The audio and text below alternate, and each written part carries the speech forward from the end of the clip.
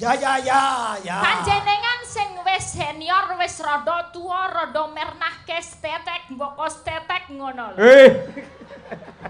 Nek aku nggon ngomong ki salah. Ngerti anatomi tubuh ora? Waduh. Setitik mboko setitik ora setetek mboko setetek. Maksudku ya sedikit demi sedikit. Setitik mboko setitik, sedikit demi sedikit. Iya, Pak Dik. Nah, dadi ora apa-apa. Ana klerumu aku sing benerke wong gandeng kowe iki ya dudu cah tanah Jawa deles utawa cah Jawa asli. Injih. Yen ana klerumu ya ora masalah, sing penting kowe tetep belajar. Iya, mau Pak Dik kan mangkat sekotol toh. Aku ya sekotol. Suwi-suwi marai mengkirik to reng ngomongane reng. Tol. Iya. Tol ora nganggo ha. Aku gak pakai ha. Ketoke panjenengan sing rada suda rungon sih. Aku bilang TOL. Lah ya tol. Yo. Panjenengan saka dalane, dalan tol. Nek aku saka daerahe, saka toli. Oh, toli iki Sulawesi. Genah reti to. Kuwi mlebune Sulawesi ngendi toli-toli? Sulawesi Tengah. Kuwi kabupaten apa kota utawa Ya kabupaten daerah kuwi nggon pinggiran, nggon banyu. Pantai. Lah ya pantai iki isine apa? Nah. Ya ora banyu tok ya ana praune barang kok. Ya anu toli-toli, desane. Nggih, daerah mriko nek sing bapake. Heeh. Nek ibuke beda neh. Ya ora toli-toli. Ora. Ngendi? Saka Lambelu. Lambemu dhewe kuwi kok. Kuwi wilayah kuwi reng, Lambelu kuwi wilayah. Lambeku kok. Ono to wilayah.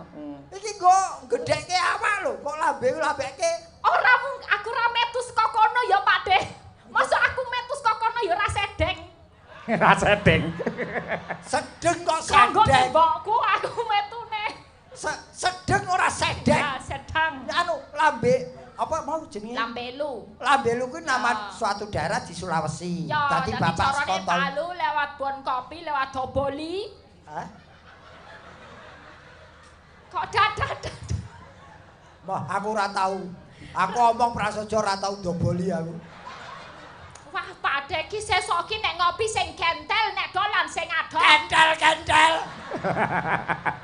Basa kowe Mas aku. Ora awakmu wae iki apike lek karo awakmu. Awakmu. Iki ya sak jam Elisa mong terus. Suwi awak.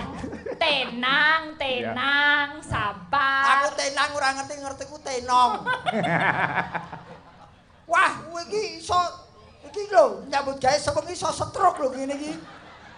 Lah ngopo kok setro? Lho, yen pawaan rupa ki Entuk ya. entuk nglawuhi. Nglawuhi.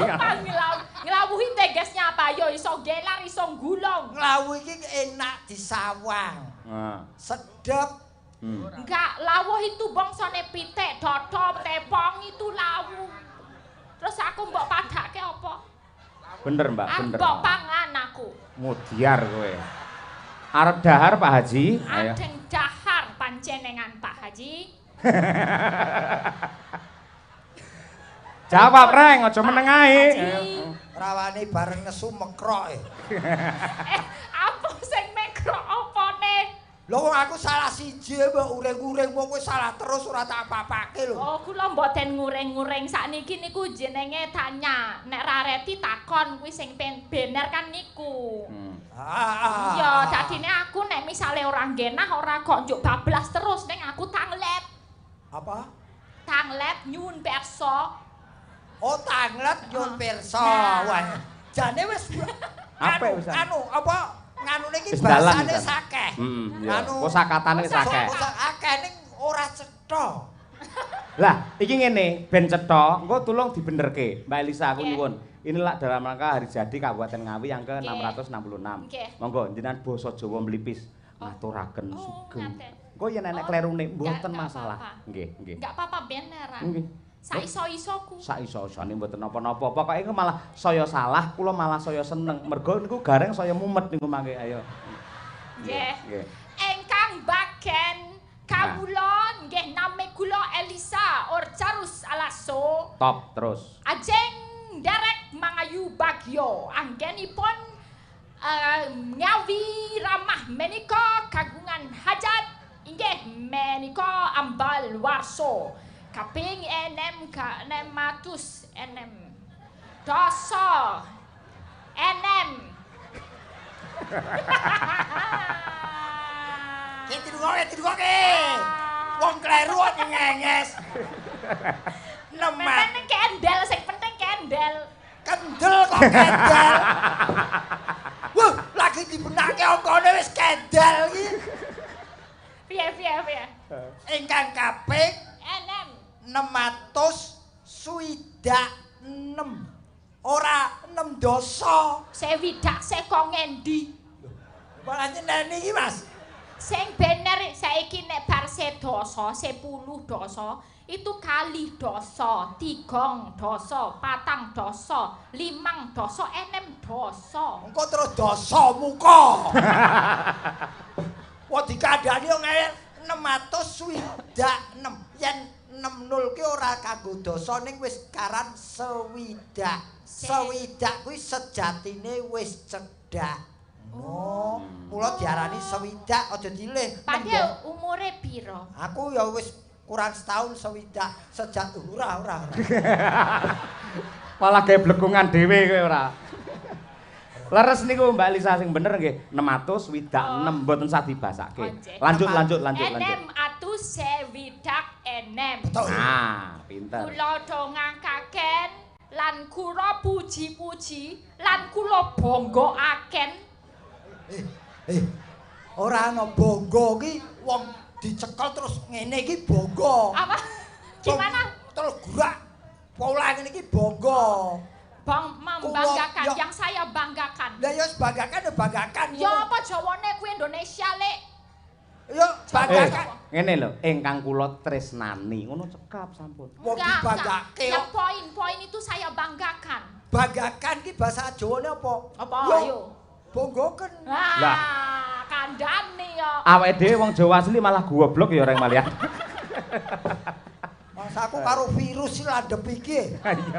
Engkang kula bangga-aken yen Ben. menika setunggal ngawi nika kagungan setunggal ramah niku ingkang paling penting. Penting ya penting, ora pentung. Nggih. Penting. Ah weh. Penting iki napa ya basa Jawane? Ojo penting. Apa? Kuwi gawean lawas penting kuwi. Penting. Wigati. Ingkang paling wigati. Betul. Ramah. Ingkang kaping kalih inggih menika petani. Petani. Petani iki gambar pulo kae peta. Petani enggak aku pernah tahu kata petani. Petani itu cari tumo. Heeh. Tumone gareng, ya. Petan. Ayo gaene didis. Jadi itu kesuburan dan yang paling dibanggakan menika inggih menika pari hasil bumi saka masyarakat Ngawi sing dinikmati sama wong sak Indonesia. Betul. Nek pancen isih ana panggonan sing dianggep isih durung duwe det utawa dene miskin ora masalah sing penting duwe ramah. Apa to sing manfaate ramah reti ra Pak Dik? Apa? Manfaate ramah gampang. Nek awak dhewe ra det garek takon tanggane. Bu, kowe jangan apa? Nah. Kene njaluk, jangan bayem, kene aku njaluk. Ah ning ning pasar barang. Bu, iki aku tak nganu ya nempil dhisik brambang, bawang, bayem, lombok karo wortel kabeh nempel sik ya tak bayar sesuk. Kuwi adalah fungsi keramahan. Kuwi ora ramah, kuwi ngrekes. Ngemis kok ramah. Loh, itu tuh penting loh Pak Desa iki bayangno. Uang nek ora mementingkan keramahan kaya aku misalnya, anak muda zaman sekarang. Sing penting nyambut gawe umur 25. Kerja. Tekan umur 45. Aku wis sukses, aku iso pensiun dini. Betul. Tapi terus aku arep ngopo? Pas zaman aku umur selawe aku ora tau layat, ora tau menyang nek ana pernikahan. ora tau awor tanggane nek ana bot repot. Ha ambasan umur 60 aku ra duwe kanca arep ngopo tingak-tingu. Ha. Betul. Bener toh? Betul iki. Kuwi nek wong mementingkan pekerjaan, tapi nek awak dhewe ket umur 20 awak dhewe awor tanggane, ramah tamah. Ngerti bot repote tanggane, kancane butuh apa direwangi. Sesuk umur 60 nek ana apa-apane, aduh Bu iki aku encok. Apa ngalapor Pak RT? Diterke langsung ning rumah sakit. Monggo Bu kula terke ya. Kuwi fikir ramah tamahan. Iki lagi. Jos, lagi pancen kandidat dokter kok calon dokter. Iki omongane dokter ya iki. Jadi mau sing pertama mau mahasiswa anyaran mau. Ya bener. lah. Iki bener, keramahan itu penting karena cari orang pintar, golek wong pinter akeh, golek wong sugih akeh, golek wong pangkat akeh. Sing arang-arang kuwi golek wong sing gelem kumpul karo wong akeh. Benar, kuwi hebate Ngawi. Sing duwe ramah tamah nomor 1 sak Indonesia.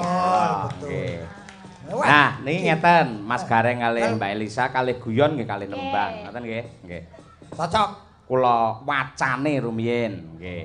Assalamualaikum warahmatullahi wabarakatuh. Waalaikumsalam. Serat katur dumateng Bapak Dalang sak rombongan. Nah, mugi-mugi Bapak Dalang sak rombongan pinaringan kesehatan saha rejeki ingkang barokah. Amin. Dipun paringi umur panjang. Amin. Serat menika saking kula Bapak Suwarno, grup Blantik Dadung. Wonten ing Ngawi. Dalu menika kula badhe nyuwun gending setunggal pepeling angka kalih kelinci ucul. Matur nuwun Bapak Dalang saking kula Pak Suwarno. Nggih, menika. Iki sampean waca Mbak Elisa. Kula sik baca. Iki dulu. Wah, nggih saged lek jenengan iki. Nggih. Nggih. Kepada kok kepada kok kepada. Oh ya, kepada Pak Dalang Cahyo Kuntadi. Kula sponsor ayam panggang Sidolaju atas nama Pak Ari Pom. Nyuwun gending sigrak-sigrak nggih, Pak. Nggih. Kok ana ngonone ya. Setunggal eling-eling Banyumasan. Pokok men Bu Kesi engkang nembang. Mbak Tuti engkang bekso. Weh apal nggih kalih member-member Madangkara original. Member ya apa tuh? Member. Oh, member. Member. 2. Langgam Ulo Tampar Mbak Umi. Kula paringi ayam 5 kardus kagem Pak Cahyo. 2 kardus sing 3 nggo Mbak Tuti. Terus Mbak Elisa dan kawan-kawan matur suwun. Gareng di gareng ora nek to gareng? Ora neng. Neng nek 3 dibagi sinden cacah 9 ki entuk. Ya kok dibagi-bagi ora ketanggon ceker. Iki sirah, dodo menthok, suwiwi, ceker. Iku tekan kene telek. Aja to ora malah telek. Lho pira ya ora cukup. Ya matur nuwun, Pak, paringanipun. Nggih.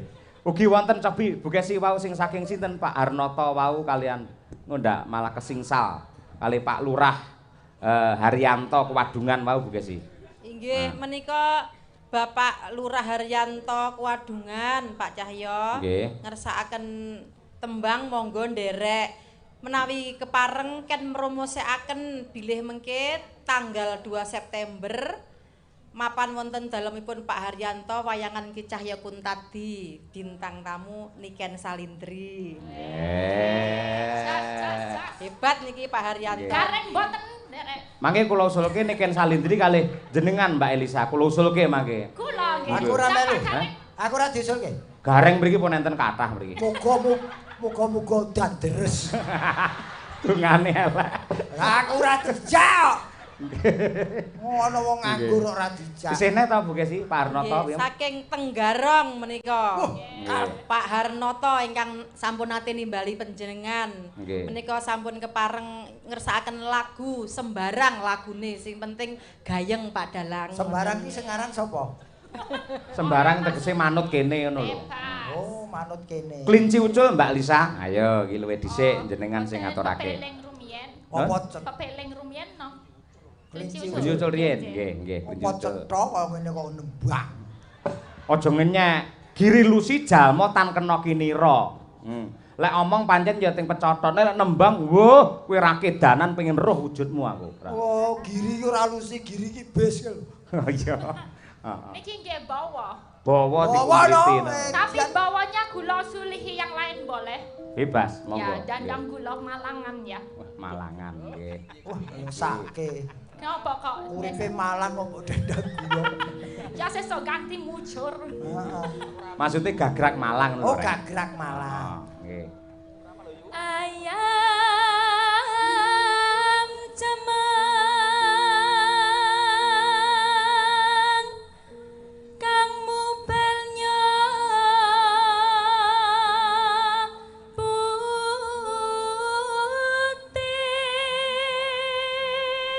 Iki luar biasa ya. Elok tenan nyelok ora cetha lho, bareng nembang kok cetha iki. Nah, iya. Iki laire ning tengah gamelan bocah iki. Ora ya. Lahir di Palu. Oh, lahir di Palu ya bocah. Di Palu. Piye ampuh ra? Apik. Simbok nganten mandeka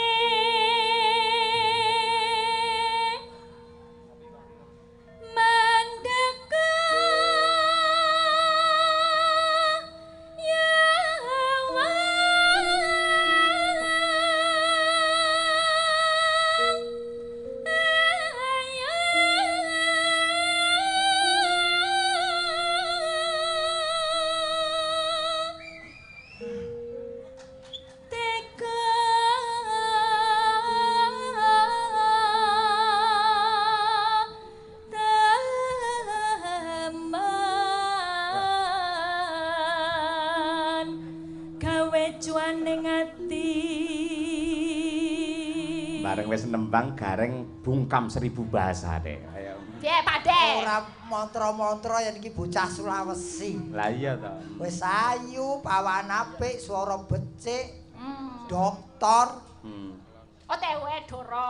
Oh, lah ya calon dokter. Ya. Tapi kok urung duwe bojo. Ya mek nowo entuk wong ngawi kene. Oh, mbok menawa jodohmu Piyayi Ngawi ya. Ya menawa. Menawa kok menawa.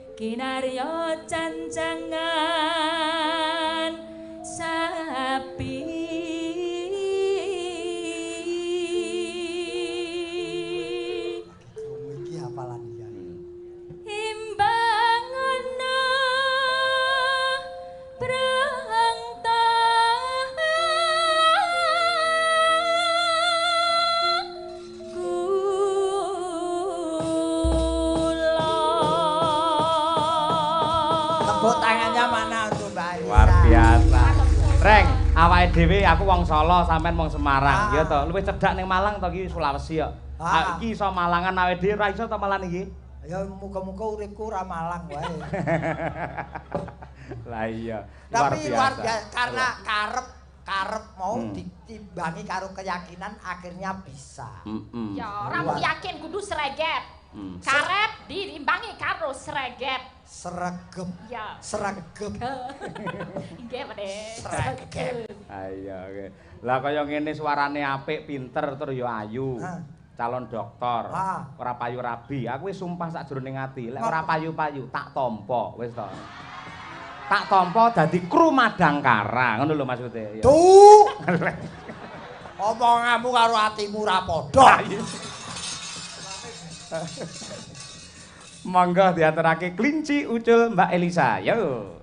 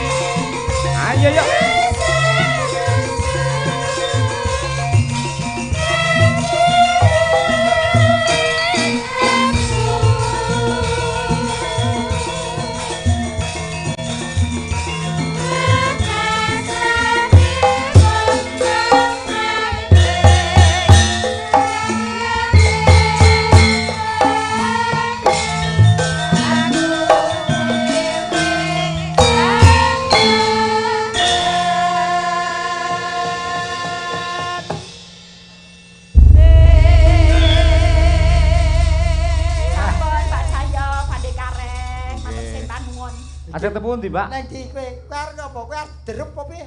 Mboten yo lenggah. Manut komandan. Komandan ki nurung merintah jangan sampai pergi dari tempat. Mbak Lisa. Pun saya napa dereng? Mboten kula mboten nonton sayae. Lek saya istirahat mboten napa-napa. Komandan malam hari ini manut kalih jenengan, ya. Aja percaya kalih lambene gareng, nggih ta? Sak penake mawon. Nggih, kula nderek Pak Dalang. Nderek kula nggih. Uko malam kok ning dinggon iki wong lanang karo wong ayu iki tetep bak.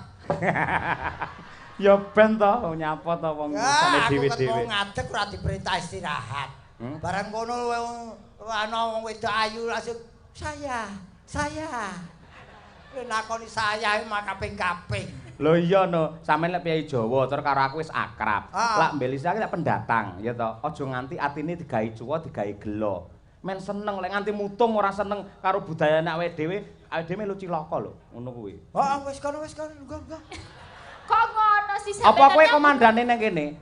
Kok ngongkon lungguh? Lah aku lha manut kowe jare mbok kon istirahat. Apa sing aku ngongkon aku nari iki sik kok ya. Oh. Nggih, sajatosipun kula niku remen menawi caket panjenengan. Sami kula ngoten. Nanging kula nggih kemutan.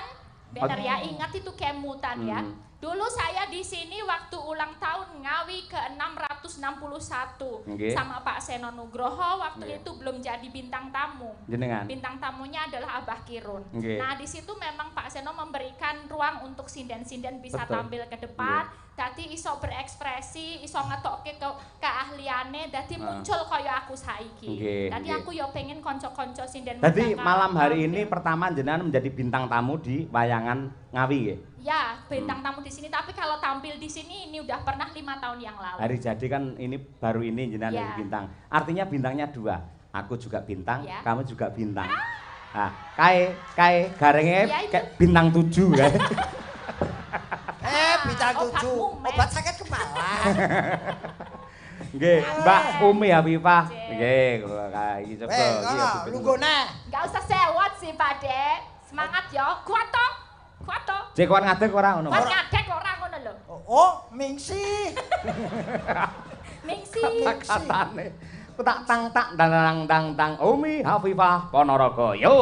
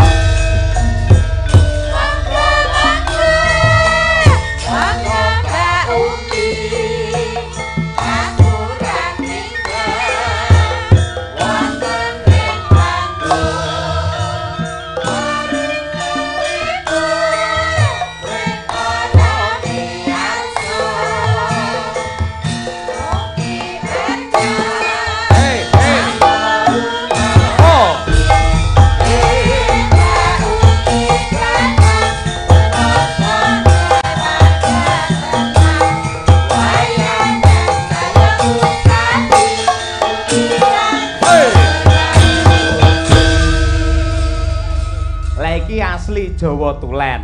Ora usah mbok kandhani. Heeh. Aku janean kepethuk cah iki jane ibu. Cah iki sing ndi? Iki Om Pipah iki. Ngaten napa? Aku ketok tuwekku.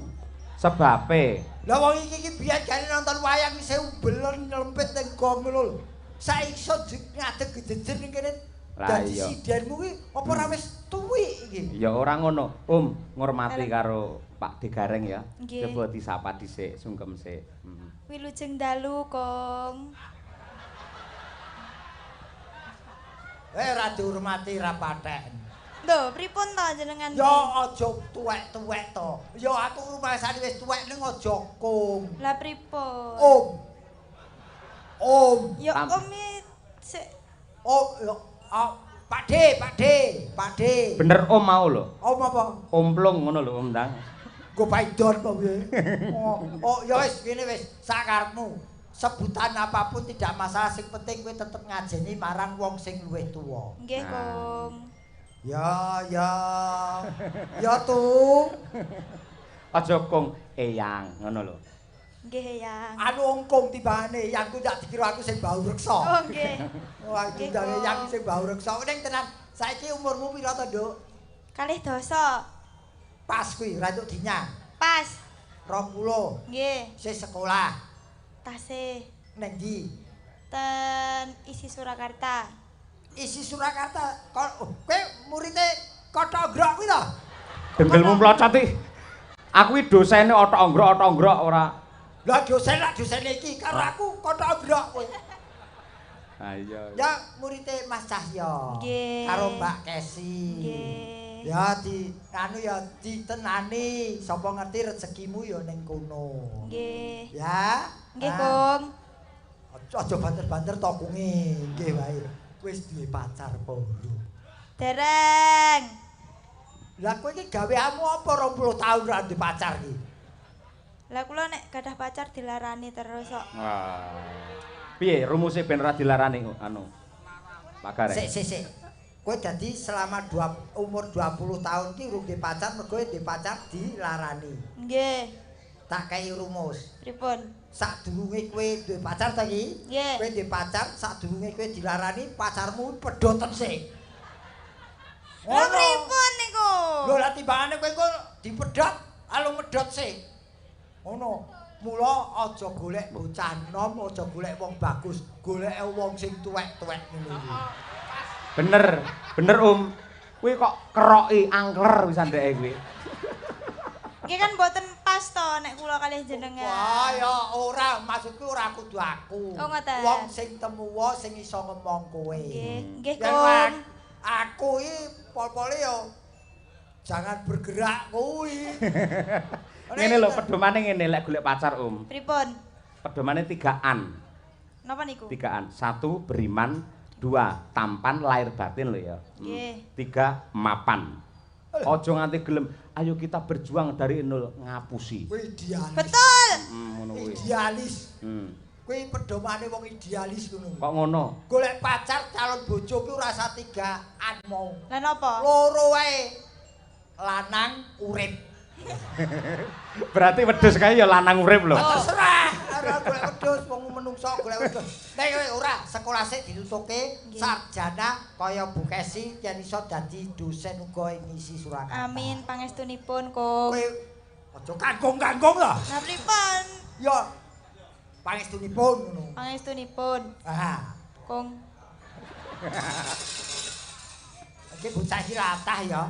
Ya ngene-ngene, ora apa-apa. Sing penting ketokno. Sampai di mana kamu menjadi mahasiswa isi kepinterane sing wis mbok cecep ki apa? Nggih. Dadi Bu Kesi iki sing mbok cecep apane? Ngono. Nyapa sing nyecep aku kuwi malah. Oh sing nyecep kowe ya? Maksudnya iki Elmune. Lah iya. Nggih. sing kowe wis mbok jikuk saka Bu Kesi apa? Yen aku percaya kuwi ilmune akeh. Yen kae sithik. Lah kok saged? Kae akeh sing wedok karo sing lanang. Napa nggih? Mula karo sing wedok wedi ae. Nggih to, Pak? Heh? Nggih to? Pancen tak akoni, ning ya sebelahmu ya padha